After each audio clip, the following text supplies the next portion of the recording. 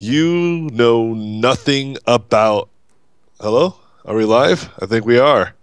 Hey guys, hello everybody. We are live. Is Kalen in this conversation? You Yeah, I know don't hear him eating nothing potato chips, about. so he's clearly not Hello? in this. Are we live? I think we are. Hey guys, What? hello everybody. What do We you mean you are gotta mute your shit? live. No, you can talk. There's gonna be a crazy echo. You do not know how to use Skype. Just kidding. um, so, anyways, let me go ahead and stream. Put the UStream on the. Hey, Oh yeah, hold on. Anthony. Yeah, what's up? Yo, what up? What you want? Oh Dude, shit! my turn. I can hear the whole intro for a fifth time in a row. Yeah. He because when John leaves his audio on, the UStream producer will find, like, basically it's listening for the computer audio. Do you get what I'm saying? And so he's always eating chips. What? Um, he's stupid son of a. so anyways, like, it's listening for his computer, and so then, like, what it does is just doubles down on the audio. You get it? And so he had to turn off the audio on that, actually, 'cause he watches the Ustream to make sure that's still live and works, but he forgets to unmute it. So anyways, so we got a few people here. We got Kalen, a regular to the show, to our little streams we usually hang out with. Hi. And then he's always eating potato chips. No, I'm actually eating a Snickers Easter egg. They were on sale at CVS Pharmacy. They were half off. Okay, so then All right, it's fixed.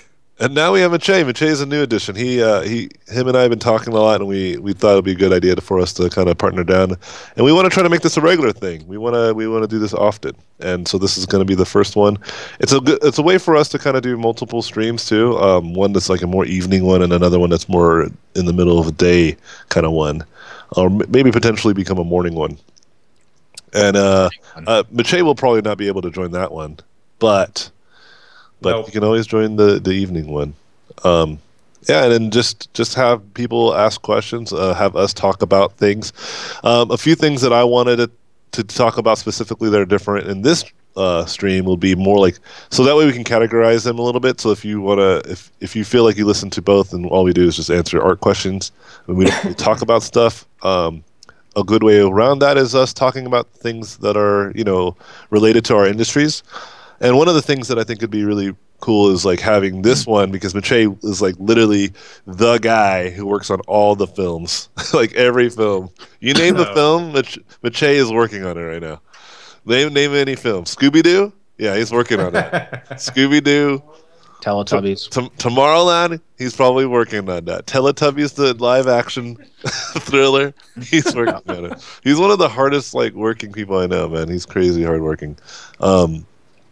And so yeah, anyway, and so what we try to do with this one, to make it a little bit different, will be we talk about films. Whenever we're hanging out with Mache, we'll talk about movies, TV shows, and all that kind of good stuff. And then when it's just Kayla and I on Friday, we'll talk about video games. And then we'll go into the Q&A like we usually do, and just And try don't to forget answer as the many. chips. We're gonna eat lots of chips. Yeah, Yes. and Kalen will always be eating those goddamn chips. And, Actually, maybe I'll just do reviews of new chips.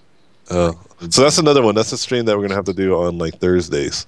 This is where we just hang out and eat chips and talk about chips and how delicious they be. You want to know where that started from? No, let's not talk about chips. Oh, okay. I don't want No, like the idea. Time of, is like, limited. doing, Yeah, like, time like, is limited, especially with you guys. Kalen, you went on a tangent so immediate. Oh my God, you're the guy. Okay, hold the fuck up. You're the guy that goes, "We're gonna end by 6." Yeah, and every I know. time I'm like, I know. lies, lies. 'Cause Okay, I go know ahead, talk until about your 6:30, Then Bay is gonna come in the stream and be like, "AJ, come home." All right. So go ahead I and don't go on talk about tangents. your stupid That's no chips. Sorry about this, Mache, but we have to do this. have to do Sorry, this. we have to- Otherwise, we have we're to- going to go on we a have to fight tangent this about out right something now. else. This guy's just spreading lies about me. All right, go ahead. talk about your stupid chips. Oh no. We'll talk about that later. It's fine. What? Backing out, huh? You argued so hard for that. You don't even talking about it. All right.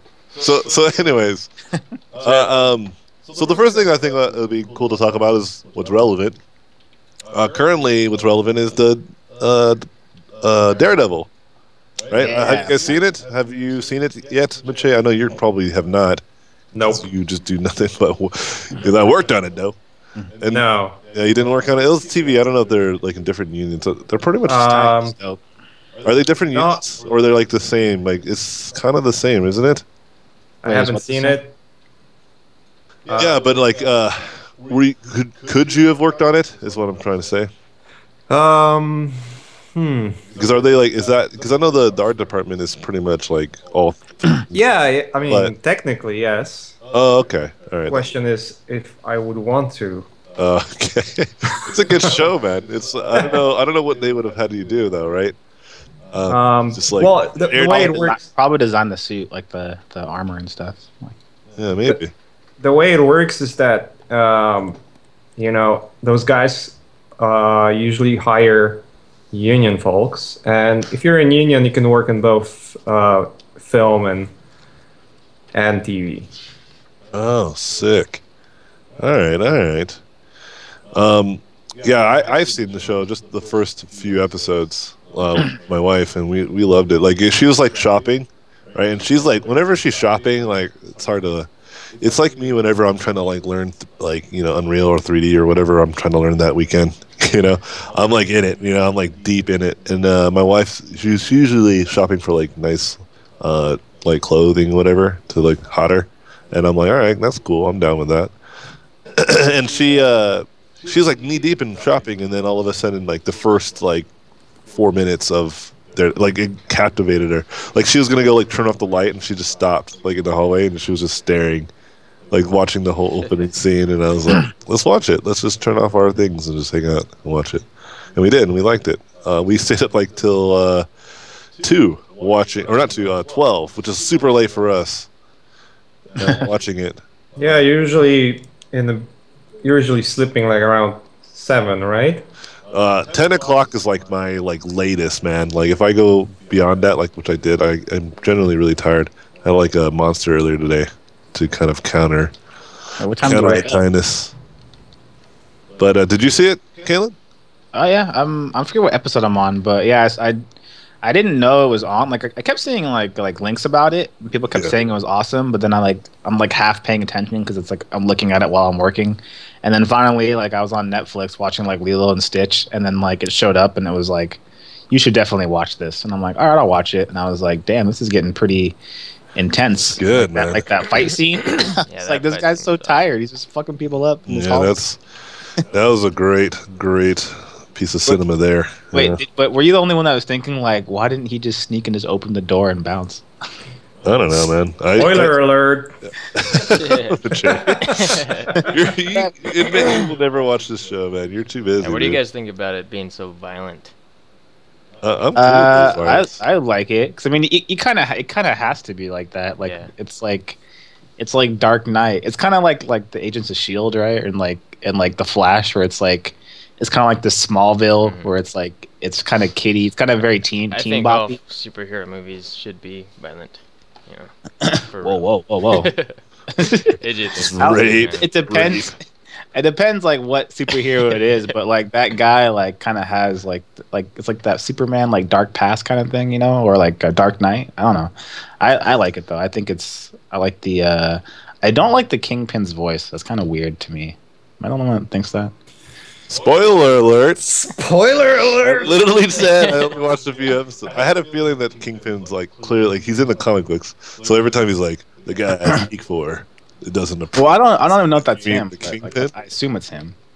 Oh, I see what you're saying. Yeah, okay. So you're at the point where I'm at then, like where they keep mentioning a like off-centered character or like off-camera character often.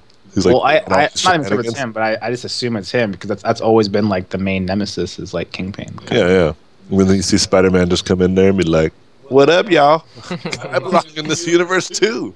Yeah. It's just so awkward. It's like so gritty and real. Then you just have Yeah. this like. you gotta love Netflix. I'm glad. I hope they keep. They should totally do. What other movie? They should do X-Men. Like they should fucking do an X-Men. Yeah, they should. Like Netflix, because I would watch the shit out of that if they did that. Like that would be dope.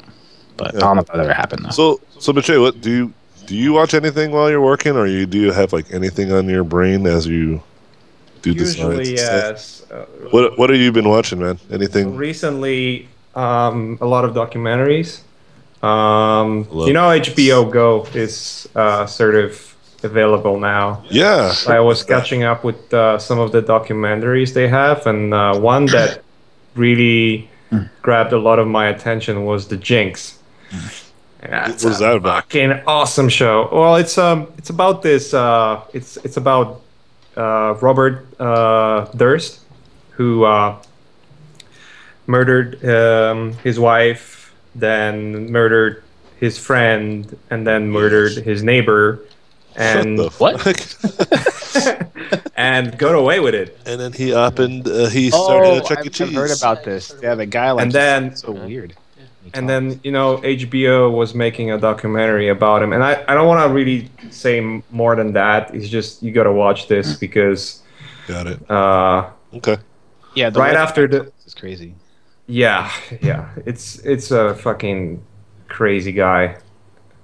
But it's a fascinating story, just to realize how this whole thing unraveled and whatnot. And that's pretty cool though. Like it's like those types of TV shows they don't really show on like regular television because they don't want you to know that murderers can get fucking away with shit. Oh yeah. And so that's why I like about Netflix as well. Like these like are more like subscribe based like entertainment. It's just like you can watch it at your own leisure, and it's like all these weird shows and all these cool shows you'd never heard of. And you'll never would have heard of. It's kind of like YouTube, but like a channel, right? Like that you can actually just watch and just sit there. Like there's like I've seen so many goddamn kids. Get ready, Mache. You're gonna be like me and all the other dads and just know every goddamn name. So all these like weird ass fucking TV shows for kids, because like there is not enough TV shows for kids. I run out. They make a new TV show, like they release a new season. Netflix like updated their stuff. There's so many. Yeah, I'm already through them. That's what I'm saying, man. Oh, really? Like, yeah, it's on Netflix. I was like, dude, they went in on Disney, man. Like every Disney movie's on here. I was like, crazy. Yeah. And they had the Fox and the Hound. I was like, what? You can't put real shit on here. Yeah. Like, sad movie.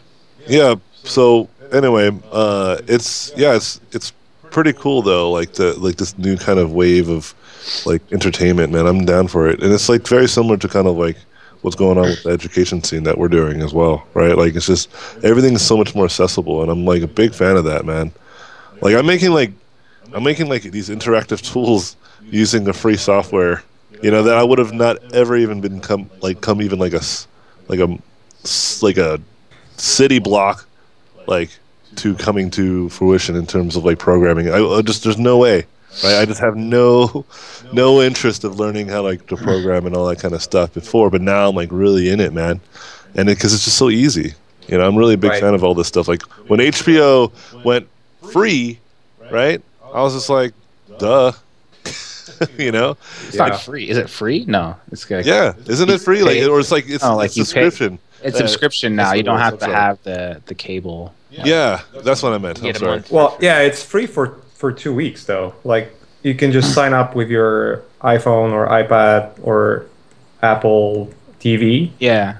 And then you have it for free for 2 weeks, so you can catch up with a lot of shit, And then that's awesome, man. That seems to be the way everything's going, especially for like sports. Like sports is like one of the big things for cable. Like why people have cable is for sports because like you can't just stream it anywhere else. But now like a lot of the bigger networks, I think NFL Network, I think their contract ends like with cable in general. So now they might go the same route as HBO Go where you can just, buy like a sports package and you can just watch it for like way cheaper. Like everything's kind of going that route. And I think like that's why cable companies like have all that kind of internet. Those like what's that one movement that's going on with like the internet where they want to like I don't make know. you pay for stuff, like make you pay for like faster internet. What's that thing called? What, internet? It's just that's how no, it no, is now. like, you know what I'm talking net about? neutrality. Net neutrality. It's a lot of that kind of stuff. Oh, I Because see. they know that like if all these companies start breaking like their contracts or whatever and start doing kind of the HBO Go thing, like a lot of those cable companies are gonna be screwed. Yeah, because why would I want to give some sort of profit or income to a third party when I can just make my Exactly. own, and then someone can just download the app, and then I could make it cheap. Like, like Yeah, when you said this about, we were talking about this a little while ago about sports. Like you said, like once they like make like all the sports that you watch like some sort of subscription model, like you won't have cable anymore. exactly. That's like the only reason why you have it. And once that stuff goes like live, it's gonna be because that's the only thing you watch, and it's gonna cost you, let's say, $20 to have all that. You're gonna save like hundreds of dollars, right? Like, Yeah, you don't watch. I don't want Oxygen or like any other crap. Yeah. That's right. So apparently But it's like called the they've known fast that lane, for a while you know? though. So that's why it's been this huge thing because they've been on these like contract locks for years, and I guess if I remember correctly, that this is the year where it finally ends. And so now like no one really knows like what's going to happen with these networks. Like, are they just going to keep doing it, or are they going to do their own thing? And I highly am anticipating that if they're looking at like Netflix and how everything's going right now with like Netflix, Hulu, and like HBO Go, they're going to do subscription service. And once that happens, like I'm calling Comcast and I'm like, I don't need you guys anymore. Like I can watch soccer and like NBA like without you. You can already do that. Yeah. There's a couple of services that allow you to watch TV over the internet. The only issue is that it's still TV subscription. You still pay for whatever they serve you. It's not like on demand. Hey, Mache, So- That's what I don't like about it. I'm gonna switch presenter to you, yeah. So everyone can see what you're up to. Is that cool? Sure, Yeah, it is. I thought it's already. I was already. No, we have to go back and forth, man. Here we go. You're gonna get it. So there's gonna be Ta-da! it's gonna be a temporary standby, guys. But it's gonna switch over. Bam! There it is. Damn. Way cooler than what I was doing. Well, And I had a head start. I started with this. I actually might do this instead. Ah, Kind of nice. like those lights here. Building lights. Yeah. Building lights. Yeah, dude. Yeah, As a head. I'm a big fan of this type of stuff because it's just cheaper and it's You pay for also what you want. I mean, that's what it is. yeah. Yeah. Like That's what it comes down to. That's like at the end of the day, that is what you're getting. yeah. Like I love like my NBA League Pass thing because then I can just watch what games that I want to watch. But the problem is that you still have to have cable in order to use it, and I'm like, what's the point of that? So I can't wait for like everyone to kind of get their mind right and just go this subscription service. It's like I'm just tired of paying for shit that I don't need, like that I don't Yep. use. That's just how it is, man. It's like I got to pay like like $60, and it's like you get the Kardashians on demand, and I'm like, sweet, I never wanted that. I appreciate Get it. off of my things. Yeah, it's just like, do you want to watch the Kardashians? And it's just like the stupidest I things. do. Like, no, I don't. I don't want it. Stop Okay. giving it to me. Like, give me useful shit. So, it gave me Game of Thrones actually, so that was nice. It gave me like Game of Thrones to like season 4 to catch up or like rewatch it. But TV, Oh, man. nice of them. Online for free, What's up? or you can just watch it online for free. Well, no, because it's more of like if you wanted to watch it online, but sometimes you want like the good quality stuff, Sometimes I don't like watching it online because then you have to like click through ads and stuff like that. Like if you don't have HBO Go, right, you got to watch it on some janky website and it's like, got to wait for it to load. But this one is like, Allegedly. you have cable and you can just watch it's on demand. You can just watch you can watch it for like the 4 seasons for free or whatever. I kind of like to pay for like the quality stuff. I'll pay for the quality. All right. Why do you sound- Allegedly. Allegedly. Yeah. Yeah. Did you guys see? Do you watch Game? You don't watch anything. I'm assuming, Mitchell. But You mean did Game watch, of Thrones? Yeah, did you watch Game of Thrones? Of course. Oh, what the? Yeah. I haven't seen it yet. But Wait, you were never a Game of Thrones fan, were you, AJ? no, not originally. I became one, and then I think I fell out of it again. But Fell out of it? Yeah. well, it's just because the last few episodes of the last season, like I was just like, man, come on, guys, keep doing the same shit, man. keep doing the same shit. Pretty much like what South Park, how they described it. Like, it's coming. Yeah, Dragons are coming. It's totally Dragon Ball Z meets soap opera meets like Lord of the Rings. Right? It's just good, like, yeah, it's good. I'm not saying that it's bad, and me not being a fan of it has nothing to do with its quality as a show. It's a good show. It's just that like I just get annoyed with that kind of stuff, man. You know, like It takes forever. yeah, you know, like that. There's a joke with Dragon Ball Z that now you can start replacing. You know, you can start replacing with like the light bulb joke, where you could be like, how many Game of Thrones cast or how many people in the Game of Thrones does it take to screw in a light bulb? Find out next. It's like, yeah, it only takes one, but it takes like 5 episodes to do it, and then that guy dies. Well, I mean, like they have. I mean, it's like a money making machine. You know, if you can stretch it out into like 9 series, like you would probably do it. Well, yeah, it's also like poisoning some of the other shows. Like, have you been watching Walking Dead? There's like there's a moment in Walking Dead where they did something very similar, where it's just like very shocking death, you know, and it was kind of like inappropriate, you know. Yeah. Like, it felt like they were doing like, well, the Game of Thrones can do it, we can start doing it. And then they were like, no, don't do that. Yeah, we were talking about like you know, in the scene of Toy Story where like all the toys are going, like Toy Story 3, where all the toys are like going to the furnace, and it looks like they're gonna die. It looks like Pixar's gonna pull some Game of Thrones. Yeah, Like sure. all your favorite characters, and I was telling you don't want that to happen. Like, as cool as it is to see it happen in movies like or shows like Game of Thrones, you know, where like, that's kind of the standard. That's like what they built their franchise off of, is this idea that no one is safe, right? Like Toy Story was never like doing that. They're like, no one is safe. No toy is fucking safe. There's rules, right? There's rules to your story, and if you start to break them, it's not good. You know, it's not good. At least Game of Thrones established that in season 1 or in the book 1. So then at least you go, yeah, I'm not gonna get too attached. Don't get totally blindsided, right? And I felt like that's what happened with shows like Walking Dead, where you just what do you mean he died? yeah, you get totally blindsided by that kind of stuff. Caught him slipping. That's what happens, man. But it's okay. It's like it's whatever. And I mean, and as like a as a fan of all these shows, you know, and all this stuff, like, you know, I think they're all good shows though, regardless. Do you have a Showtime, AJ? I don't have TV, Mike. You're on TV. Have you watched that documentary that I linked you to about Kobe Bryant? That thing. No, but I would love to watch it. Love Kobe. Peripheral. Machi might like it too. Like, I've been watching this documentary on Kobe Bryant. It's really good, and it's not even because like I'm a Kobe Bryant fan, but just like it's not even really about like it's about his basketball career, but it's really interesting because he's like one of the most hardworking guys like ever, like in the NBA, and he just talks about like his work ethic and kind of like how he kind of became to where he was. And a lot of people don't realize that like he kind of sucked when he first came into the league and stuff like that. And it's really interesting to show like how much he sacrificed. And he has a lot of good like stories about like sacrifice. And I think there's like a lot of like interesting parables or a lot of interesting like corollaries to art in terms of like what we give up to sacrifice in terms of like family and stuff like that and just like friends and whatnot. And I think he gave a lot of great insight about just like what it takes to just be kind of successful like at any given craft. And so I highly recommend it if anyone has Showtime or can find that documentary. It's called Muses, Kobe Bryant Muses.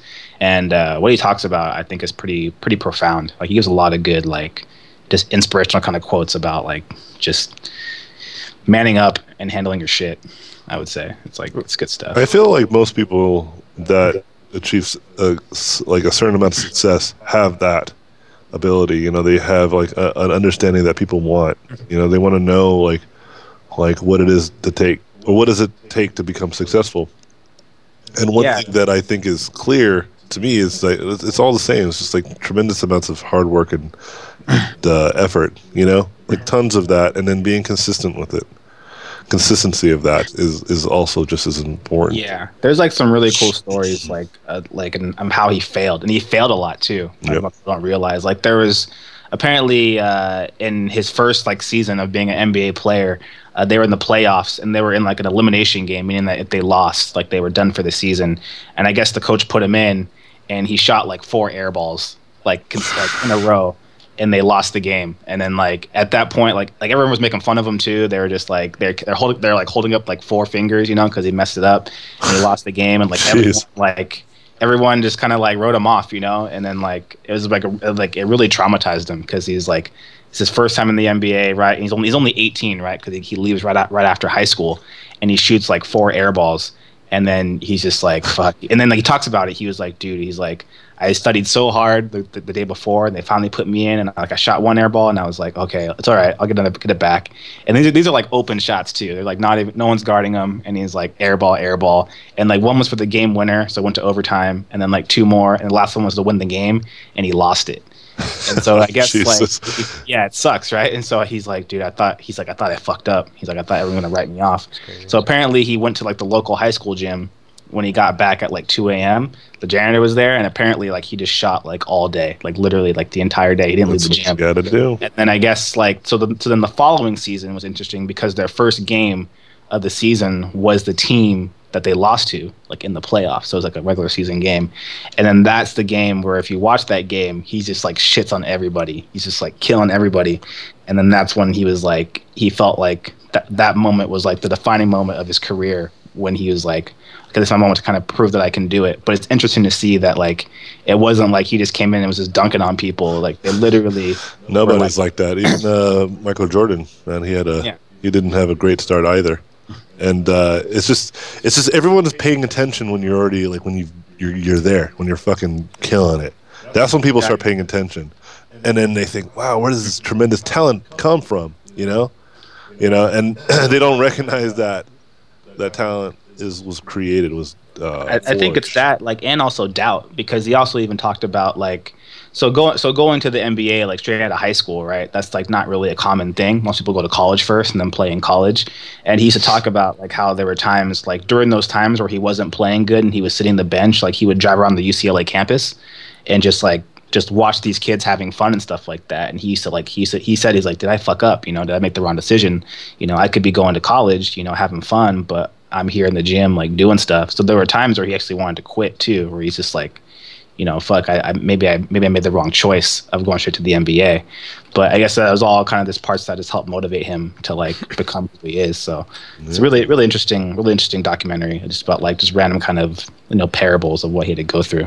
It's pretty crazy, right. But it's interesting. Hey, can we switch gears for a second? Because I know a lot of guys who listen to this wanted some questions to be answered. Yeah, I was going to say the same thing. Let's just go ahead and switch over to that. So that was a good talk, guys, about Steph.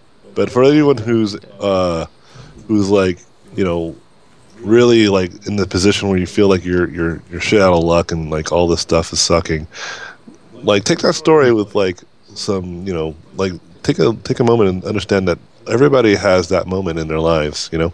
And I think Kalen was making a good point. And I'm sure there's a lot of questions in here already that are like, how do I fucking stay motivated? And it's like, don't you get it? That's the part that separates you from the pros, is that the pros don't try to find ways to stay motivated. They just are motivated, you know? Don't try to find a reason to stop painting is what I like to say. Find reasons why you should keep painting, you know? Because there's going to be moments where life fucking sucks and everything sucks and you suck and everyone around you thinks you suck. But that's temporary, man. It's always so temporary. And then one day you're going to make it big and people won't even recognize you, you know? So, anyways, let's go ahead and start with, since Maciej is painting, we can start with Maciej's questions, yeah? We'll go straight to Maciej's Facebook since he's our guest. Guests go first. And then we can obviously interject too, Kaylin and I.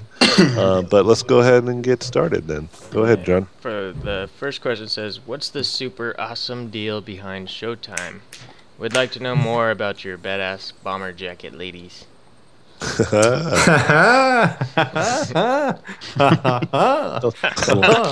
happening? Well, there you go. There you have it. We fucking broke him. That's my answer. No, it's just a personal project of mine, and it's something that I started doing first time I met Danny, actually. Because he was the guy who was like, dude, you gotta do your own IP. We all know how Danny is. So I started started writing some ideas down and painting and coming up with what I would like to do, and eventually it just forged into this this thing that it is right now. Future plans is I'm working on a comic. I want to finish first book this year, hopefully. Well, have to finish this year, because I just said it to myself that if I don't, then then I'm a failure. Just like that. That's just the circumstance. I do not finish this book, I am a failure. Everything that I have done up to this point would be shit. And then anything else that just on top is just having fun and trying to explore more ideas, more stories, and whatnot. So it's a very it is an IP, and it's a very broad stroke sort of approach where I just try to explore what I can do with this idea and this world. So nice, that's exciting. All right. Yeah. This question says, "Hey Maciej, some of the work you did for Jupiter Ascending include some very complex and detailed pieces that take really long to do. How do you keep your energy to do these pieces without feeling dull or uncreative?" Usually, paycheck comes in and then you see the number and like, yeah, I love my work. There's your motivation. No, it takes patience, and it's just you're gonna hit the wall so many times, you don't even know. And I have this idea that whenever I start with a project, and I get to see a lot of young artists doing the same mistake, is that let's say you start on the film or illustration or a game or whatever that is, and you're super fucking excited that you want to do it, right? And you want to like work day and night. And you do that. You work day and night, and then you get burned out and you lose patience. But the problem is that you set up expectations for yourself and for your client, so they see like you're cranking up a lot of images in a day, and then suddenly just the thing plummets, your productivity. So the way I've learned the hard way, by the way, because I did work that way on one of the projects early on, and then I got really tired after a couple of weeks. And like every single project I work on, there is a point where I don't want to do it anymore, no matter what it is. It could be even fucking Star Wars. If you do that for long enough, you're gonna hate it. So the way I've learned to work is I try to work on the pace that I feel comfortable with, where I can still explore ideas, unless the requirement is that they want something quick. So then it's a little different.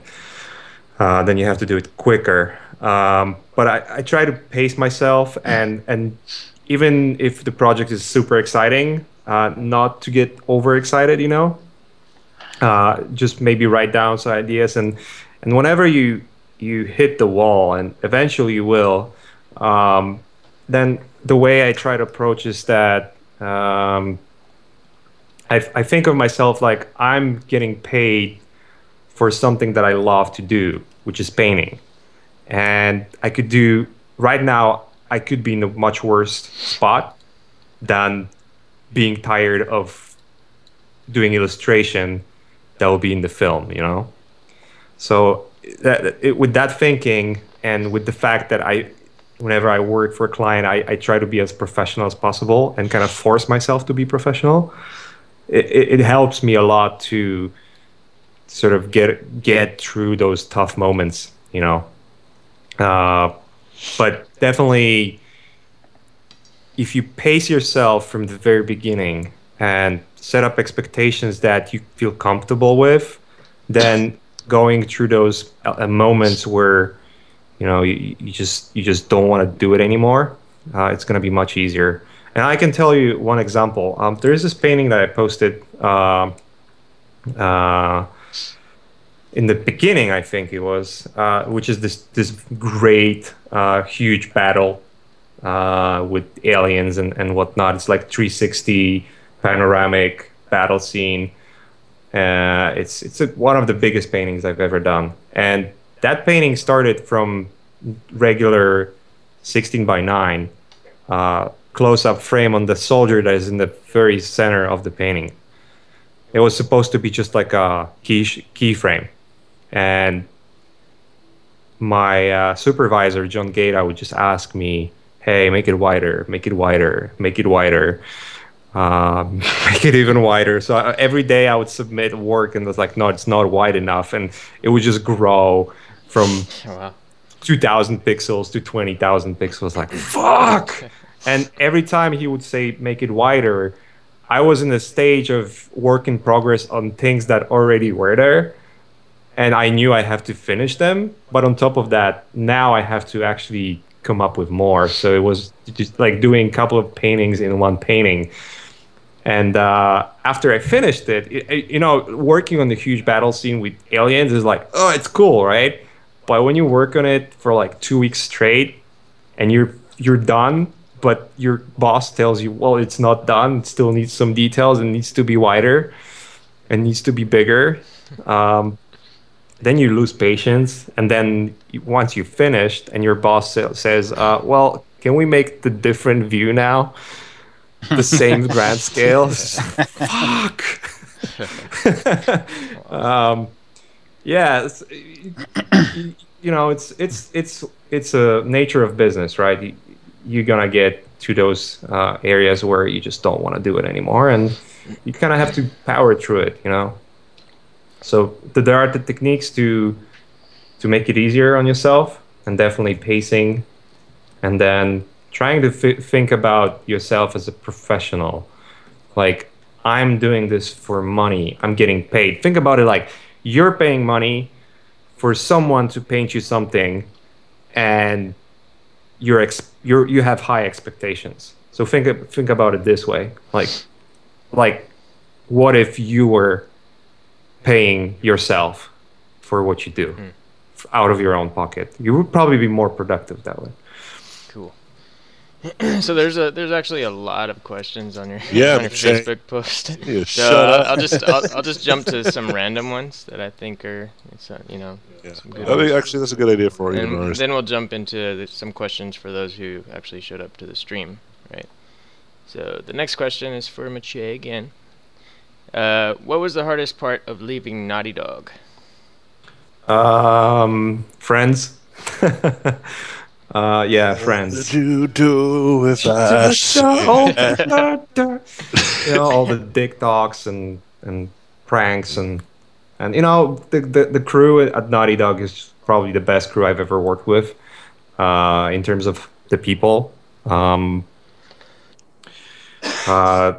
Again, kind of coming back to what I was just talking about is if you work on The Last of Us and you're doing derelict environments and destruction for 3-4 years straight, you're gonna get tired of it. So working with Aaron, Nick, Eitan, John, Alex, and all those cool guys and girls, it was good. It was just like we would have a lot of fun. We would talk a lot, and it was just probably the best part of working at Naughty Dog were the people.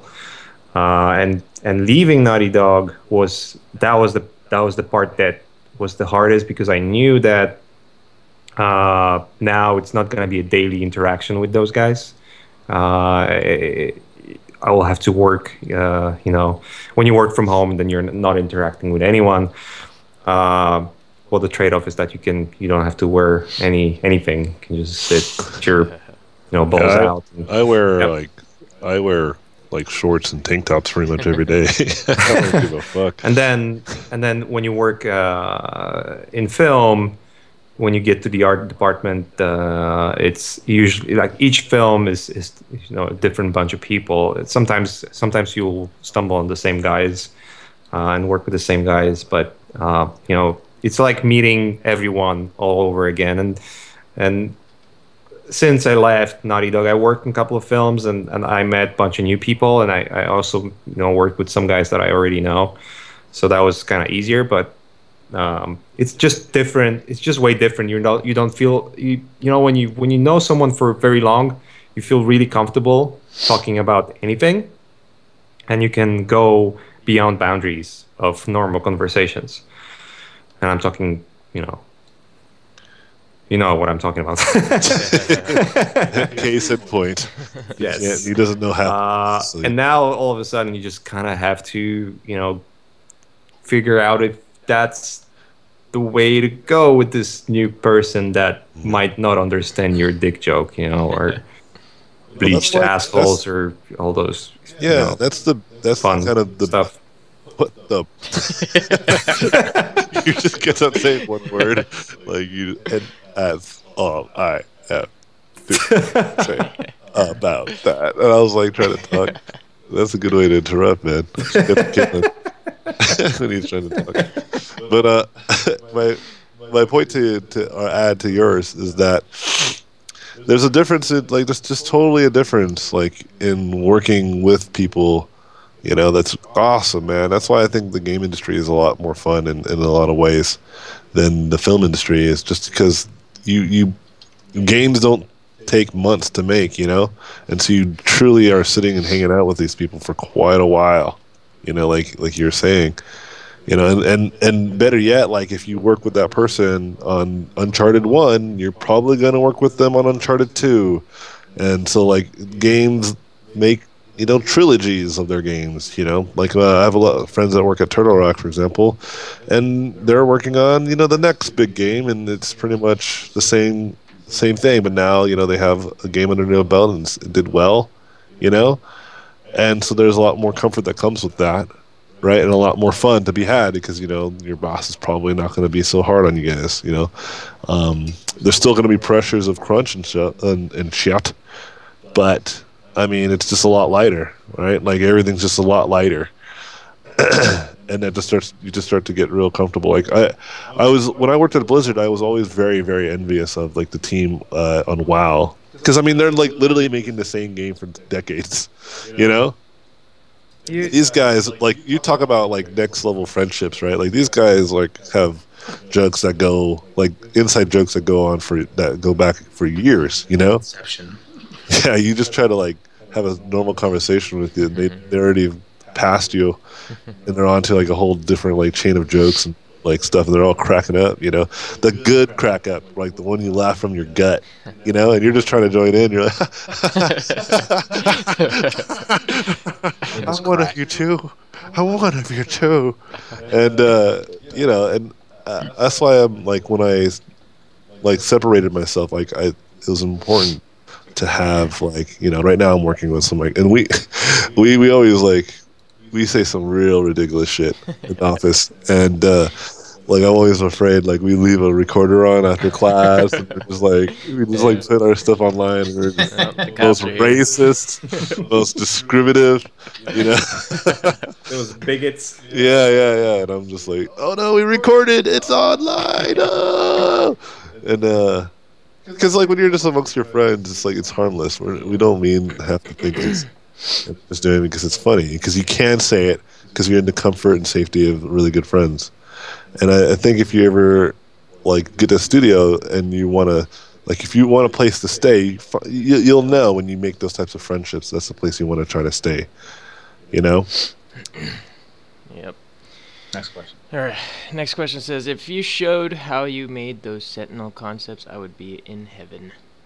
And it says, how would someone like me, being self-taught and having absolutely no previous concept art jobs, ever possibly break into the industry? Thanks for caring about your fans. Well, the easiest answer would be just work your ass off, and there is so much material right now available to learn from that it literally shouldn't be that hard to learn the foundations and understand the tools, and then everything else is just hard work and nothing really more than that. When I was learning to paint, I didn't have anything, like zero, nada. The times where I was starting In order to learn from professionals, you would have to be in art center or any other bigger, university that would teach you, or college that would teach you that stuff, and you would have professional teachers. None of that existed in Poland. What? No. One more thing is that, those were the time where internet was just starting to get bigger. YouTube wasn't even there. The only source of critique or having, someone to look at your work was forums. So you would have to go on forums and then, hope that someone who has at least some brain of an idea what he's talking about would help you with your work. And that's where I met most of the guys I knew for a long time, was forums. There was no Facebook. There was none of that. You right now you just go on YouTube and pretty much for free you can learn a ton of shit, and that wasn't the case back then. And even Gnomon DVDs, they weren't available in Europe, for at least not in Poland. You would have to try to sort of find a way to download them from somewhere with the connection of 25 kilobytes per second. God damn it. Forget it. And ordering them overseas wasn't easy either. I think the first Gnomon DVD I ever saw was when Crytek was getting some of them to the studio. That's the first time I look at them. Like the whole. So yeah, it's just it's a matter of, and there's a lot of guys that went through the same route, and a lot of those guys work right now in films, and one of the biggest films as well, and in video games and big studios. So it's a matter of putting a lot of hours, and everyone that is great artists that I know, almost most of those guys had close to non fun times during their youth. They would sit long hours in front of a computer. People would go to party and I'm just gonna sit and paint instead of getting drunk. So yeah, and to add to that is like to play devil's advocate on that idea. So it's so easy to learn. That means everyone else has that same access, right? Like, it's easy to think, well, okay, that means everyone else has just as much opportunity as me, so that increases the amount of people that are going to get jobs, right? And it's also about mentality, because you can easily go into that realm of thinking, oh, now there's like you guys didn't have to compete with all as many people I have to compete with, and the reality is you're absolutely right. That's totally true, but the difference is that you have so many resources that you can truly be a unique voice outside of like trying to just learn the fundamentals. Like, there's so many places that you can learn. Like, I went to see not to CTN, WonderCon, and I bought this book called Object 10, works by Kilian Eng, and I know no one's looking at this shit, and if they are, they're very few people. You know what I mean? And this is the kind of stuff that I do to accelerate my style and the difference of it. Like, I am always looking at new and great artists, just because that's what I've always did. Even when I first started, even when I was just a noob. And if you have this mentality of like, well, what if I put the hard work in and I do all the things that you say I do and I still don't get the job? And I say, well, you just keep doing it. Like, you don't understand. Like, it's not about having a disadvantage or an advantage. It's all about that consistency of working hard and putting in those hours in. Mitchell, like, it took him several years before he actually got his first concept job, right? And that's how it is for a lot of people. Not everybody, right? Like, some people start in like the first few years of actually trying to be an artist, and then all of a sudden they become like one of the most renowned concept artists, right? There's definitely those people, man. But don't compare yourself to the most exceptional of people, right? Compare yourself to just a normal person, like other people that may have had the same circumstances as you, and now have achieved some great success, right? Because if you compare yourself to like I like to think if you compare yourself like to A to Z, like I'm starting at A, or here's a better way of thinking of it, like I see the scoreboard. The scoreboard to be as good as Mache is going to cost me 20,000 awesome points, right? And that's how many points I need to acquire to become as good as Mache. So that is your test that you are testing yourself at, right? So you make an attempt and you score only 30 points. The failure is so tremendous, isn't it? It feels like you have failed so badly. You're not even fucking in the hundreds, right? And you're just you sit in your corner and start crying and be like, oh my gosh, I'll never get to Mache's level. But you don't understand. Mache earned the 20,000 points of awesomeness over several years. He was in the same position as you, made 30 points, but instead of saying, oh man, but I see this artist over here making like 300 or 400 awesome points with every painting, and I'm only making -5 points with every painting, right? He was like, well, I got 30 points. Nice. Now let's add some more. Let's move on. Let's keep adding points. And then the next thing you know, a few years go by, you might be at this range of skill, and it just all of a sudden comes to you, right? It's just all of a sudden like a flood. You recognize that you have an ability. But thinking that the ability comes like tomorrow it's just naive, right? And no one, like Mache said, like no one that he knows, like just started off with like they opened up a package, like a magic, like a package of magic cards, and one of the magic cards is, "You are a fucking awesome artist now. Good job, bro." You know, it was like, "Oh, sick." You know, it wasn't a gamble of any kind. Wait, he didn't do that? I did it later, and it worked out. But, but in the beginning, no. But like, what I'm trying to give you guys some perspective, right? Because I think that's the like one thing that I realize a lot of my students run into is this mentality of like tremendous failure. They feel like they fucking suck so bad, and I'm like, yes, you do suck, but that's no reason to stop. Yeah, it's temporary. Yeah, it's all temporary.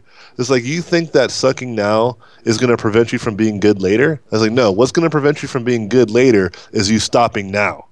Yeah, right? If you quit, then you suck. Yeah, then you stop at suck. Yes, exactly.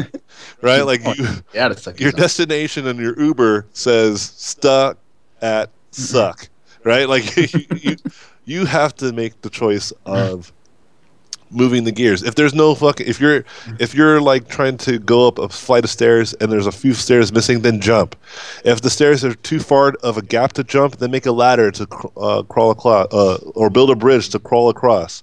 If that's too large, if it's like skyscraper like distance of tallness, then build like get fucking camp gear and a fire ready and start learning how to survive months without food or whatever, right? Only on water. You see, there's a point in everybody's career where they reach a point where they feel like they can't make it any further. And the difference between people that are successful and those who do not make it is that at that same point, the people that are successful decide to keep going. And then other people said, this is too fucking hard, I'm going to stop. That is really the only difference. That is literally the only difference. It's like an iceberg at the end of the day. You know, people, you see someone's awesome painting, right? And it's like the surface of it. But obviously, like an iceberg, right? You don't see the 80%. Absolutely. Just like someone's life and, you know, what they went through to get to that point. So if anything, I think what you're just trying to say is just that, like, just if you see awesome painting, you see like people's success, just don't look at that at face value. Like, there's probably a lot more shit that you don't know, and it doesn't kind of killed a kid. Yeah, Mache might have like, you know, roundhouse kicked a 4-year-old for all we know. Yeah, he made a deal with the devil. Yes, roundhouse kick. Society's gonna take it easy on that kid. Why should I? Roundhouse. Roundhouse kick this kid. Roundhouse. Yeah. All right, next question. What do we got? Let's do one more random question and then we'll move forward because we're already at capacity. Yeah. Or let's go to the robot pencil chat. Is that cool, Mache? And then for those of you who are in Mache's questions, I'm sure there's tons of them. We'll try to catalog them. Yeah, John. We'll just like bookmark that and we'll come back to it some other time. Or just ask live. Ask live. Yeah, we'll try to always answer the ones that are live, but we will try to get to a random few. It's the first of many, you know. Yeah, there's plenty of time, guys. Sorry, we apologize if we don't have enough time to answer every question. It's AJ's. Yeah, it's all of our faults. There's always like long-winded answers to these things, man. Jesus Christ, AJ, you asshole. All right, so I'm gonna steal the presenter since it's gonna be going on too. We'll take just 2 questions from mine. Yeah, just randomly selected, and then we'll just go to the stream. Yeah. Sure. So from your Facebook. From the Robot Pencil Facebook page. Okay. Actually, let me just go with the stream one. Give me back. Because I have to jump back in there. Every answer will be a roundhouse. David K wants to know if the Power Girl was recorded, and thinks you should do more female characters, maybe Gumroads. Did we kick? Did I kick you out? I think I made it. Oh boy. No, I'm still.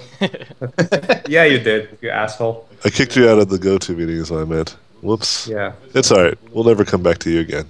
No, just kidding.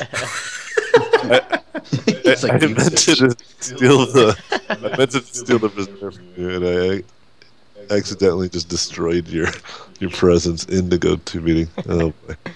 That's quite all right.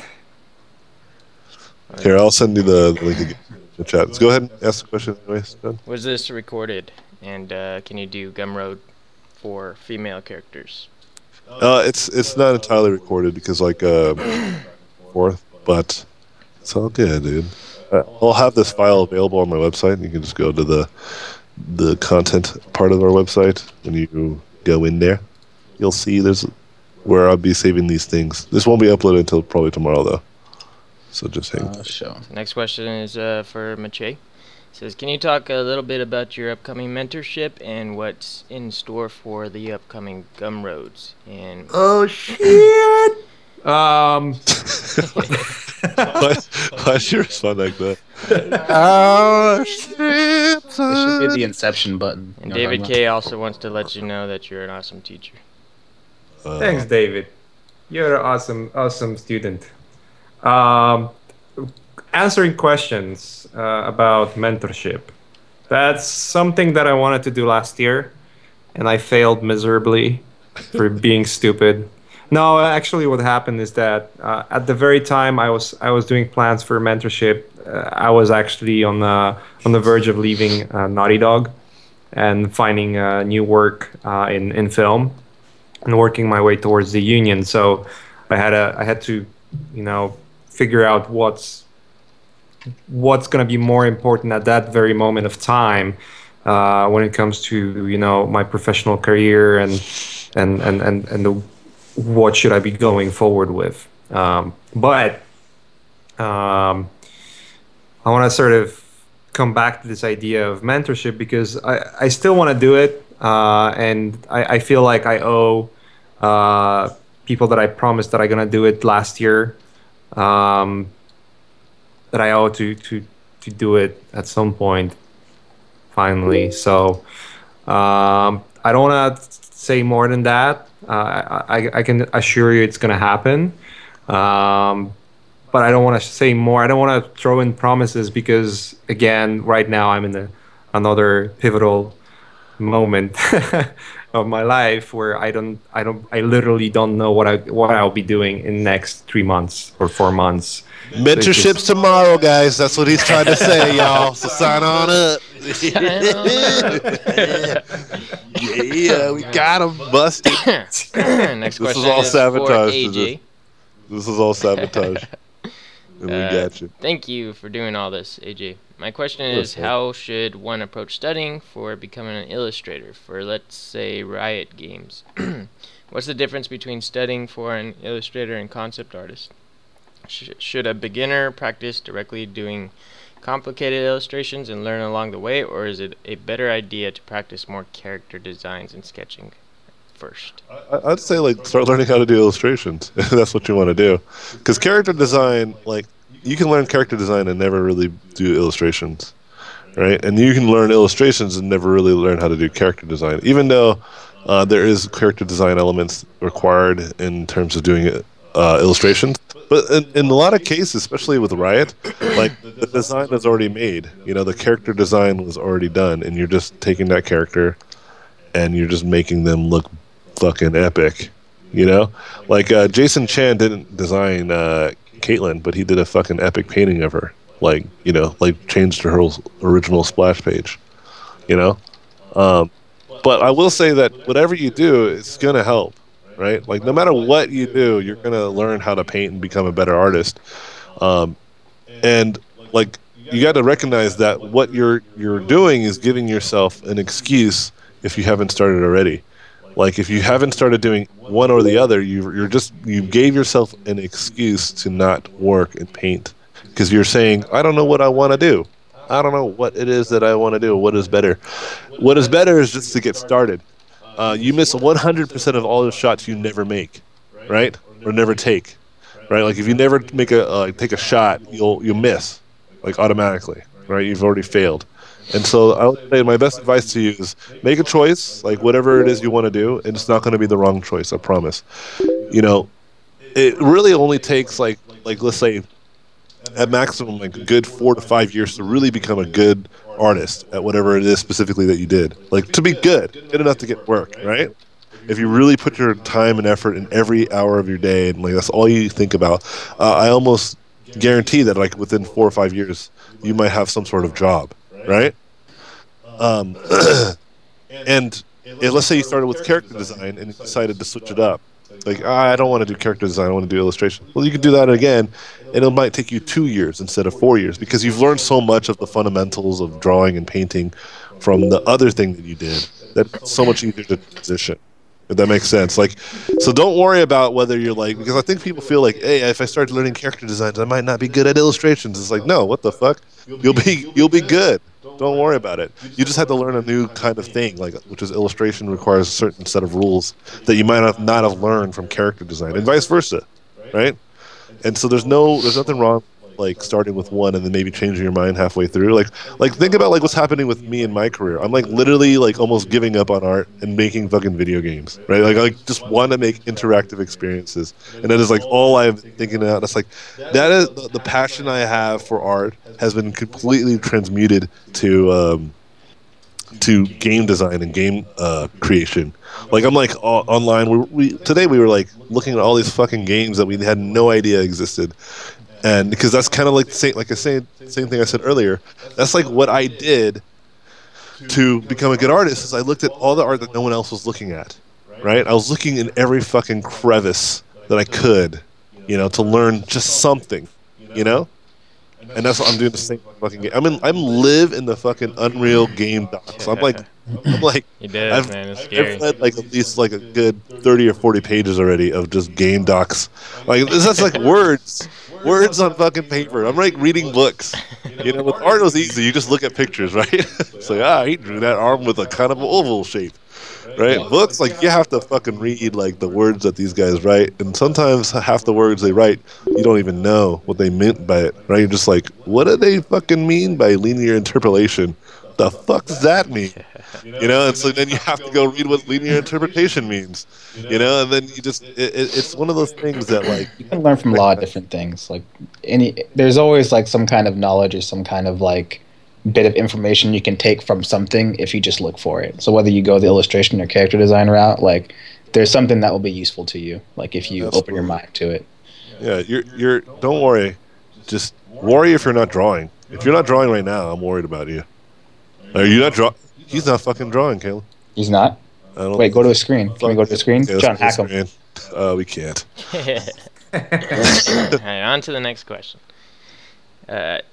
Says, I see all of these jobs listing that I pass up because they want an environment artist or character artist, etc. And I'm looking through my stuff and realize that I have some environments. I have characters, I have objects, but I never have enough quality stuff to send.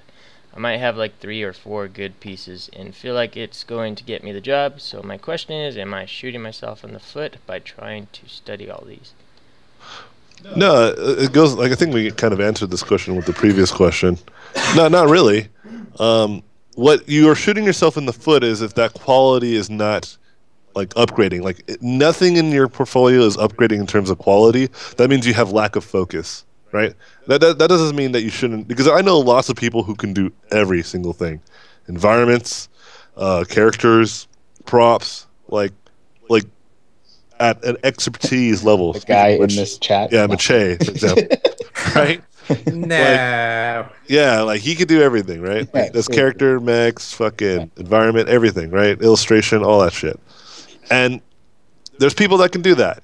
But if you, for 1 second, think that you can, like, if you think that, like, starting nowhere or doing all of them all at once is good without understanding that that's going to take you a little bit more time, if you don't realize that, like, doing all of them at once it actually takes a little bit more time because you may not be as focused, right? You have to not be in that delusion, right?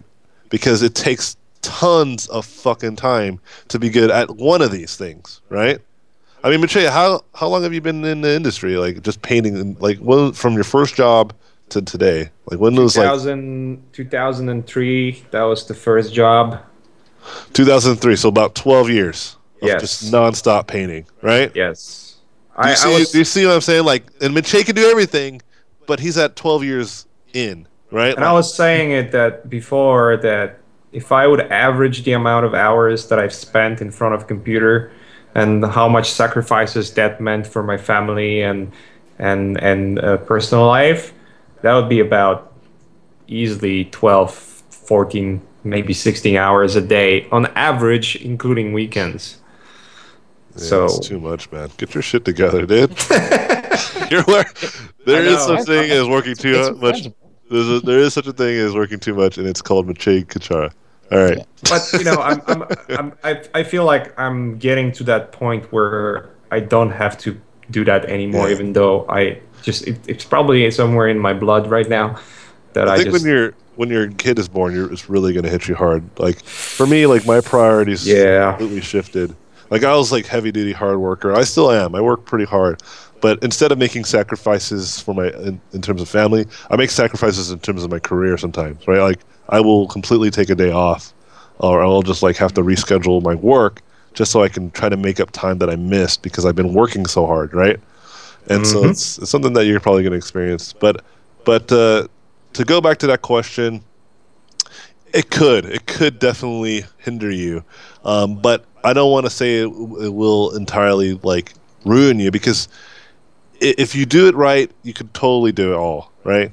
You totally can, but you can't underestimate that it's easier, right, to get a job because then that means it means that you might need more time to try to really perfect any one of these things.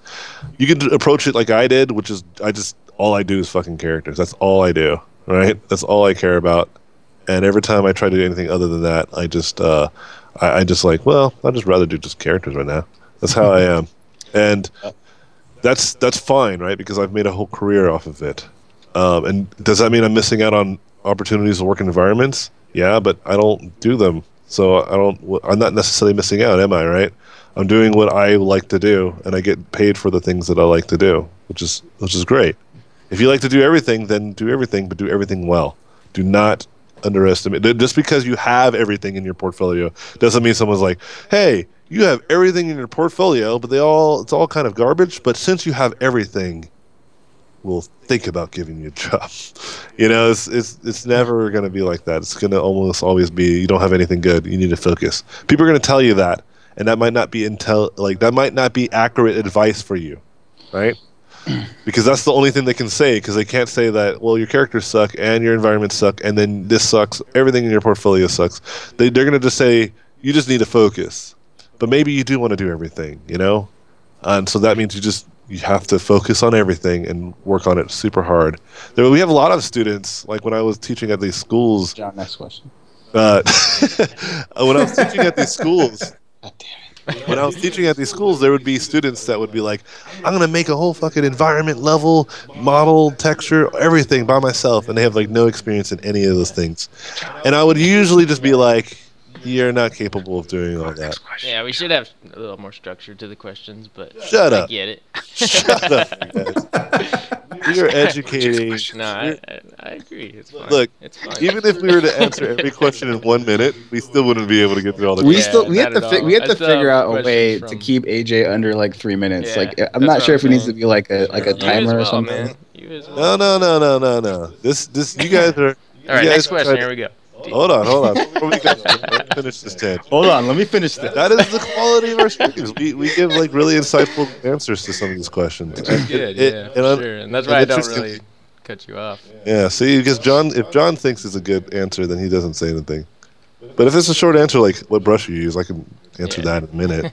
You know me, I always tell AJ, next question. I'll interrupt him. I don't give a fuck. Son of All right, for AJ, do you take students with hardly any drawing skills? Yes. All right, next question. You guys like that? Are you not? You like Are you not? AJ, can you elaborate, please? Nope. What was the question?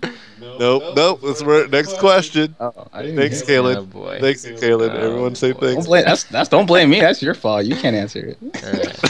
How to study for environment concept art.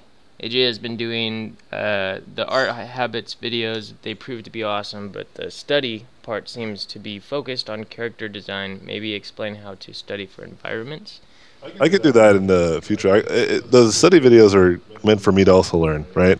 That's why it's useful, because it's like you're watching me learn how to learn, right? And so I'll do some environment ones for those of you who are interested in environments. But we can talk about Mache and Kayla can try to answer that question, because they do environments. I just like to just go outside and draw, like real studies, or just do like photo studies. Like I used to do a lot of photo studies in the morning, like grab a photo from Tumblr and just set a timer for yourself for like half hour or an hour or whatever like you're comfortable with, and just be like, okay, I got half hour, let me just kind of look at this picture on Tumblr and just kind of think, what do I need in order to kind of like recreate it painting wise. And usually what will happen is, like, if you get enough variety of photos, you'll just figure out how to tackle just random things like trees, water, car, different material surfaces. And then chances are, like, once you start tackling all these problems via studying, then when you do it for, like, client work, kind of already have, like, a game plan to tackle environments. That's just my personal thing. I don't know about Mache's, probably like, I'm just awesome. And I just like... I like to go outside of Google search, maybe to Flickr.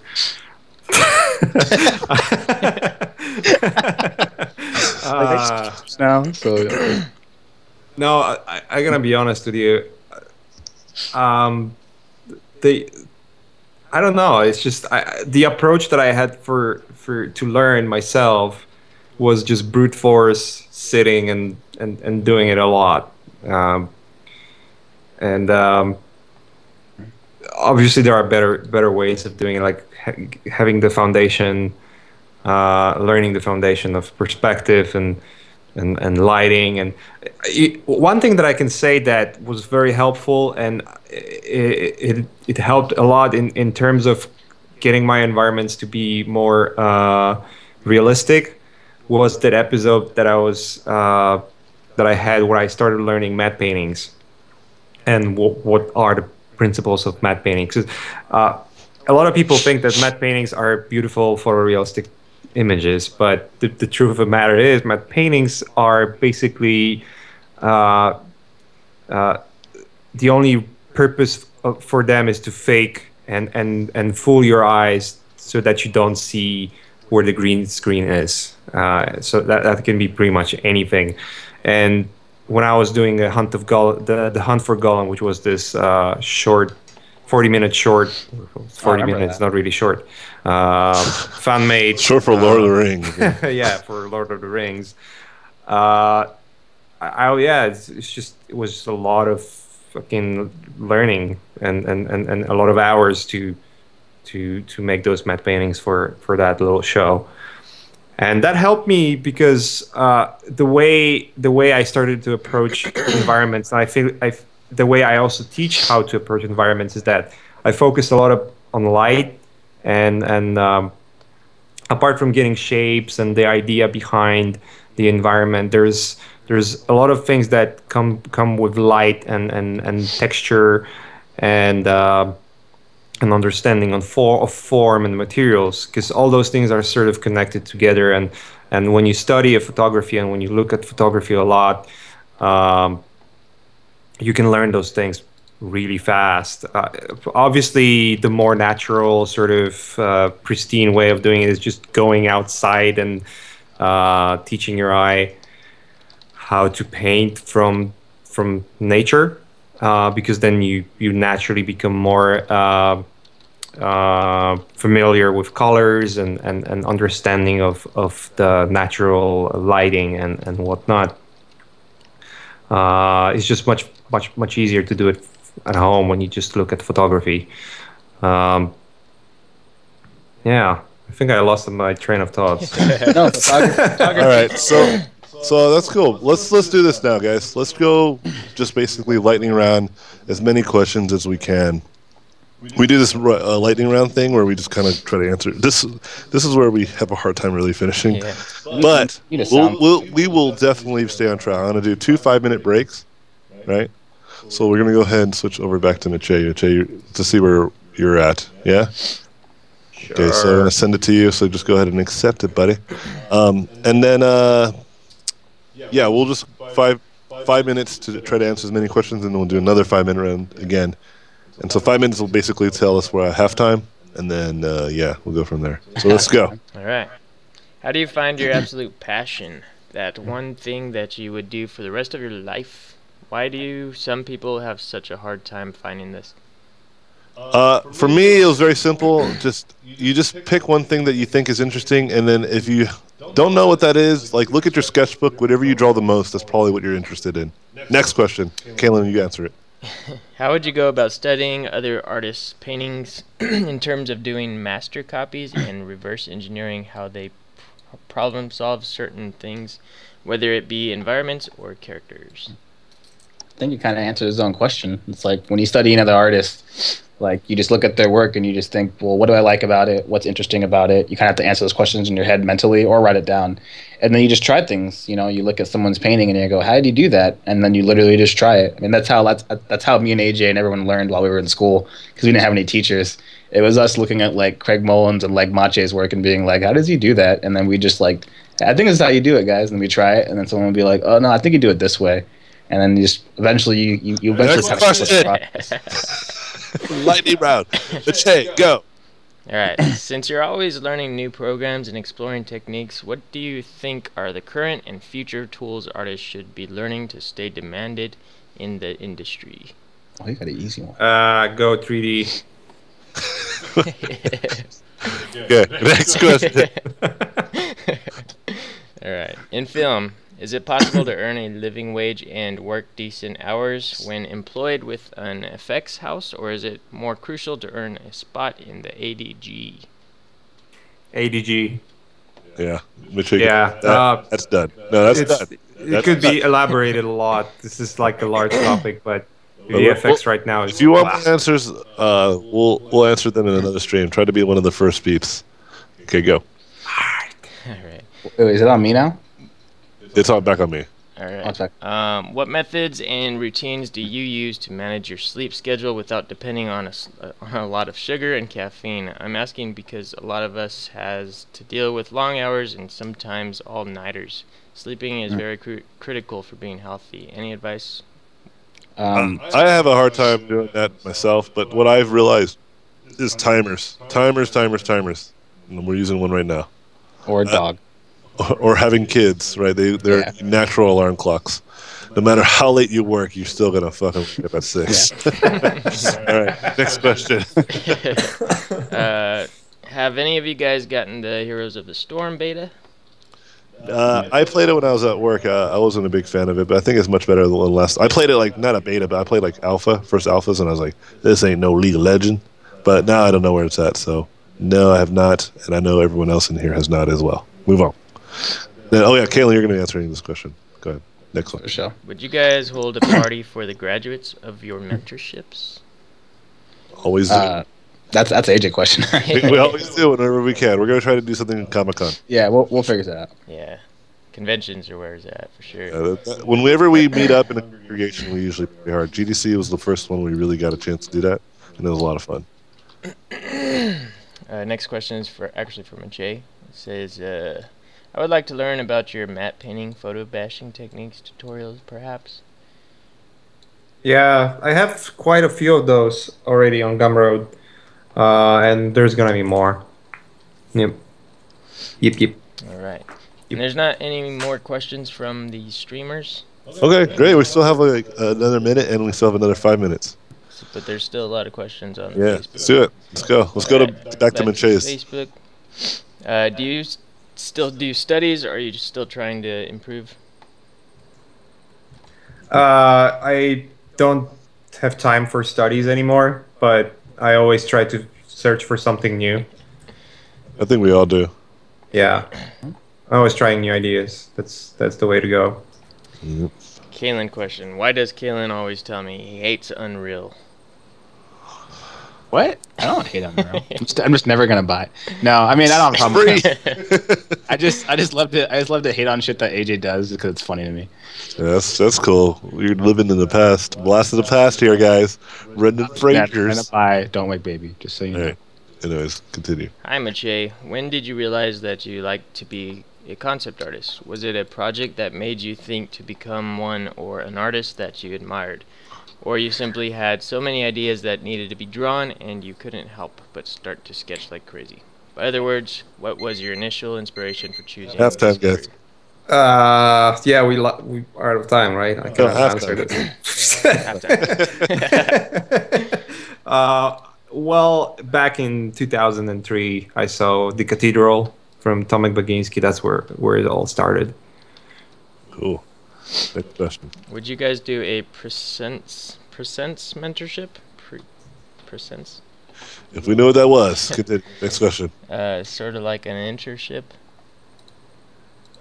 Still don't know. Let's go next question. All right, back to Mache.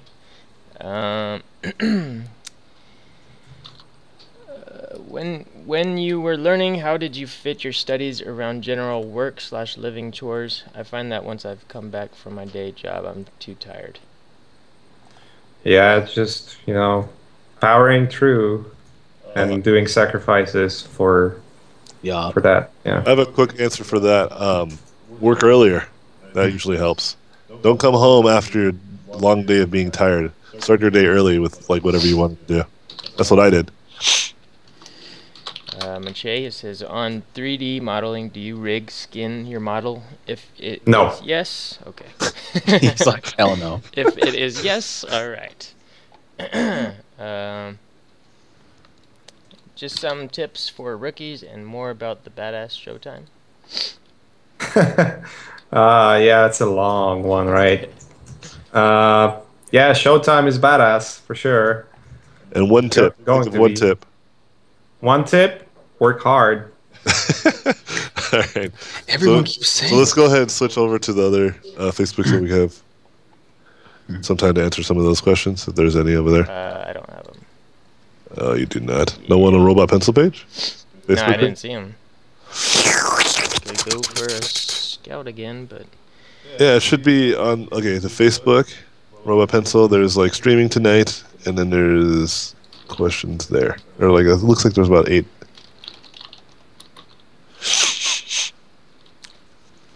So, it's not the Robot Pencils. On a pause of time. all right. Do you have any Dude. tips on getting into VizDev? Wait. Who's on No, that? not on my page. On the Robot Pencil. You keep going to mine. You know how you keep typing Anthony Jones? And I keep saying Robot Pencil page? This one. Because there's a difference now. There's a difference now. You did. Around one more. There it is. Got him. Got him.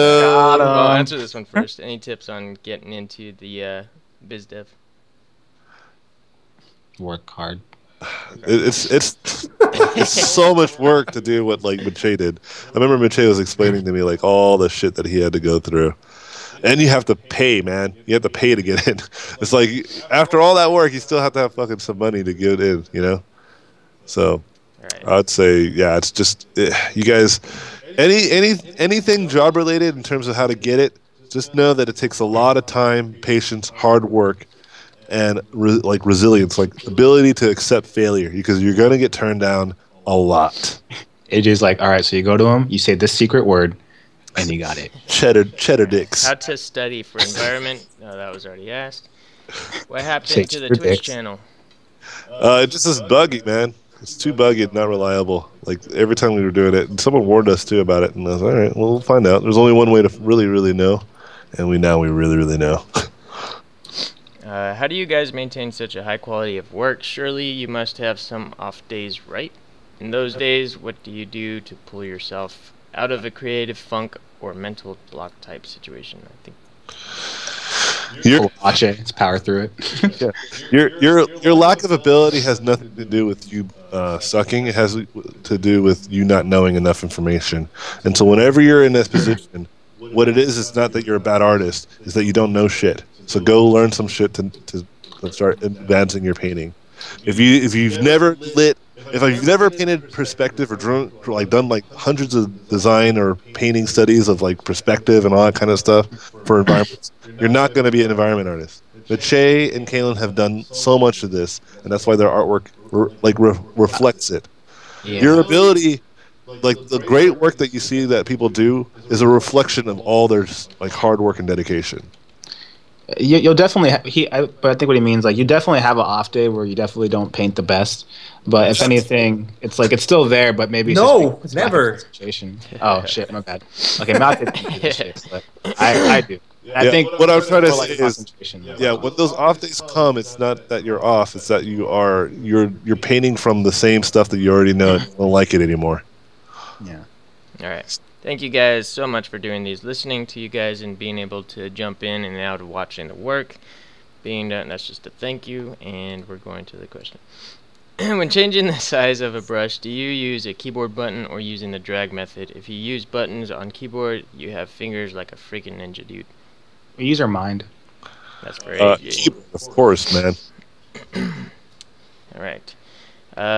Couple of questions here. We are like just about done too. AJ uses R and T. I want you to expand, if you don't mind, on the VFX house versus ADG. Visual effects versus visual effects is like a studio, so they can like be like, yeah, we're only going to give you $50,000, $40,000 salary type of thing. Where ADG is like you make your own wages, right? And if the director, so VFX is visual effects. That's when film is being put after being filmed. That's when they hire a lot of people for cheap, and they push them amazing hours, paying them cheap, and you work like a slave, and then you get fired. In most cases, unless you work for a huge house. But that's not even granted, because Rhythm and Hughes win an Oscar for Life of Pi and then went bankrupt the same day. So the VFX, so that's that. There's no guarantee. ADG is a union. It's not really work. It's a union. It doesn't grant you any work. It just allows you to work in films in Los Angeles. It allows you to work for the major studios in film. That's the only thing that ADG does. They put you on the roster. It's called the Industry Experience Roster. Your name is there. That means you can work for film, for studios. 2 more questions and we're good. All right, let's still shotgun through them. As people who work digitally, do you still draw with pencil on paper and practice traditional mediums? Only when I'm practicing, like studying. Otherwise, never. Or like if you don't have a computer, like you're on the bus or something, then sketchbook. Nope, tablet. For me. Always digital. Next question is from Mache. It says, when is the good moment to start photo bashing, in particular for characters? At which level of knowledge is it efficient? Can you repeat? I didn't pay attention. When is the good moment to start photo bashing, in particular for characters? At which level of knowledge is it efficient? It's interesting. You have to have a foundation. If you don't have a foundation and you just start photo bashing, unless let's put it this way: if you have a foundation and you know how to paint, it's gonna be much easier for you to start using photos in a way that it makes sense, instead of just bashing things together and it looks like diarrhea. But that doesn't mean that if you just start photo bash, you're not get good. You might get to a decent level of skill, because I believe that any technique is like a muscle. And if you work that specific muscle for a long time, it's gonna get stronger. So, yeah, you'll figure it out. You'll figure it out. Fundamental stuff. You'll figure out the fundamental stuff in that technique. Like I never did like tremendous amounts of traditional painting or any of that stuff, but I understand how it works. But through digital, and like what Chase says, like it's really at the end of the day, you're talking about technique. Like photo bashing is nothing without the fundamentals of like understanding what makes things look good and what makes things look real and believable, right? That is something that you can acquire by only doing like tremendous amounts of understanding and studying, right? Whether it's through photo bashing, painting, clay sculpturing, whatever it may happen to be, you have to develop the understanding of why the world looks the way it does to help your artwork create that illusion, right? Like when Chase said about matte paintings, it's like this illusion. It's all an illusion, right? And you're a better illusionist if you know what the hell your illusion's about. All right, guys. That's pretty much it, guys. I need to get home. And also, I just want to say thank you so much, Maciej, for deciding to do this with us. We're going to try to do this again more often. We're trying to shoot for every Wednesday. Maybe the more we do this, the more efficient we'll get at it too. So Anytime. a little bit more. Anytime, man. Yeah, dude. Maciej is a good bud of mine. We always have great conversations about pushing art, and I feel like having these conversations live and with you guys is very important. But I just want to say thanks to Kalen too for always just being in these streams and hanging out almost every time. He's like one of my best friends. I've known him since we were kids in our art careers. When we were both really shitty. Before he had a beard, and I thought he was Mexican. Yeah. When we were both shitty, and then one of us got good, and the other one stayed shitty. He is Mexican, he's not Korean, guys. He's son of a bitch. And so anyways, I just want to say thank you to all of our fans, to people that actually admire our work and give us a lot of optimism and really help us out. A lot of times, no one really understands that whenever you guys are sitting there liking our images and commenting on our images about how much you love them, that means a lot to us. It helps us post more. It makes us want to post more work and post things that are actually educational and helpful for you guys. That's why the whole Gumroad thing happened. We made the Gumroad videos originally just because I wanted them to be cheap, affordable to people that actually care about the artist, the person that's actually in charge of the artwork that they admire and they want to learn from. And a lot of our success has come from that and from our fans. And so this stuff like this just needs to happen, where we're online more often. And I just want to say big thanks to everybody again. And thanks to John as well, because Fuck you. Fuck you What guys. the fuck, man? don't thank him, but you dare thank. You just ruined the whole speech. You got to thank John, dude. He handles so many questions, he does, so many man. emails. I can't imagine. It's we were fun. joking, You of guys are course. awesome. And It's awesome to be a part of this whole thing, So I am lucky Yeah. to know you guys. yeah, thanks for having me. By the way, it's fun. We should do it more often for sure. And I can't do mornings because of work, but I know. anytime, evening time. Not anytime, but sometimes evening time. All right, I'll be there. So. You put yourself in a corner. All right, guys. So, Maciej, I'm sure whenever you're done with your image, we'll just post it online, and you guys can take a look. I post. Well, if you can, maybe you can just send me the PSD. I'll post it up. Well, no, whenever you have. No, I will post it. Whenever you have it done, the actual PSD, send it over to me, and then I'll put it somewhere where everyone can grab it, as well as mine. Alright. And anyways, all right, guys. Thanks a lot, guys.